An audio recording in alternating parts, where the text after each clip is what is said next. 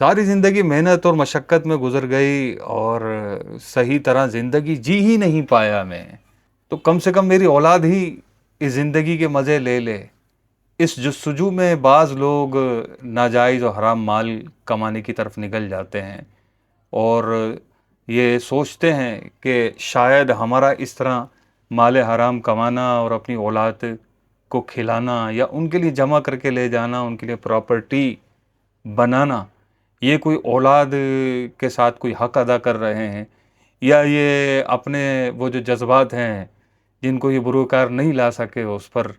اپنی اولاد کے ذریعے عمل کر رہے ہیں، تو پرلے درجے کی نادانی ہے اور بے وقوفی کی باتیں ہیں۔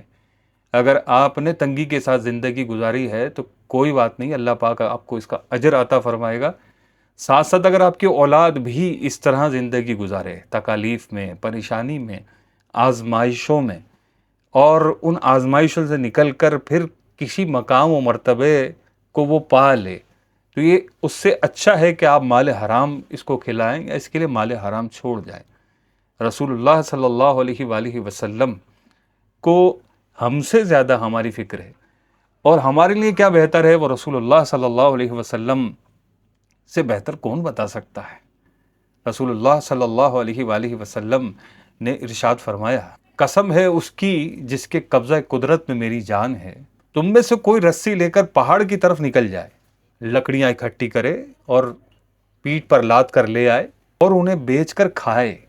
یہ اس سے بہتر ہے کہ وہ اپنے منہ میں حرام کا لقمہ ڈالے۔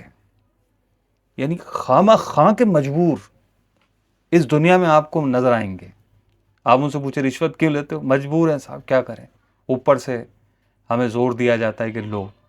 اوپر والوں کو ان کا حصہ دینا ہوتا ہے، اس لیے ہم بھی لے رہے ہوتے ہیں، اور پھر سائیڈ میں ان کا بھی بزنس رشوت کا چل رہا ہوتا ہے، طرح طرح کے رشوت کے بازار انہوں نے گرم کیے ہوئے ہوتے ہیں، اور مال حرام جہاں سے آئے ان کی طرف سے ویلکم ہوتا ہے۔ لیکن اگر کوئی سمجھائے یا اللہ پاک سے ڈرائے، آخرت کی یاد دلائے، تو ان کا یہ جواب ہوتا ہے کہ ہم تو مجبور ہیں صاحب، ہم کیا کریں۔ تو ایسے مجبوروں کو ڈر جانا چاہیے کہ یہ ان کی اپنی خود ساختہ مجبوری ہے جو انہوں نے خواہ خواہ اوڑھ رکھی ہے، اس کا حقیقت سے کوئی تعلق نہیں ہے۔ رسول اللہ صلی اللہ علیہ وسلم کا فرمان میں نے ابھی آپ کے سامنے سنایا کہ محنت مزدوری کر کے کمانا، یہ اس سے بہتر ہے کہ بندہ اپنے منہ میں حرام کا لقمہ ڈالے۔ حرام مال کی آمیزش تو اس قدر خطرناک ہے، اگر ایک روپیہ بھی حرام کے مال کا آپ کے کپڑے میں شامل ہے تو اس کپڑے کو پہن کر پڑھی ہوئی نماز بھی اللہ پاک کی بارگاہ میں قبول نہیں ہے۔ حضرت ابن عمر رضی اللہ تعالیٰ عنہما فرماتے ہیں کہ جس نے 10 درہم کا کپڑا خریدا اور اس میں 1 درہم حرام کا تھا، جب تک وہ کپڑا اس کے جسم پر رہے گا اللہ تعالیٰ اس کی کوئی نماز قبول نہیں فرماتا۔ پھر حضرت ابن عمر رضی اللہ تعالیٰ عنہ نے دونوں انگلیاں اپنے کانوں میں ڈال کر فرمایا کہ اگر یہ بات میں نے رسول اللہ صلی اللہ علیہ وسلم سے نہ سنی ہو تو میرے یہ دونوں کان بہرے ہو جائیں۔ اللہ پاک ہمیں حلال روزی کمانے کھانے کی سعادت نصیب فرمائے۔ نماز کی پابندی کیجیے، ملتے ہیں انشاءاللہ۔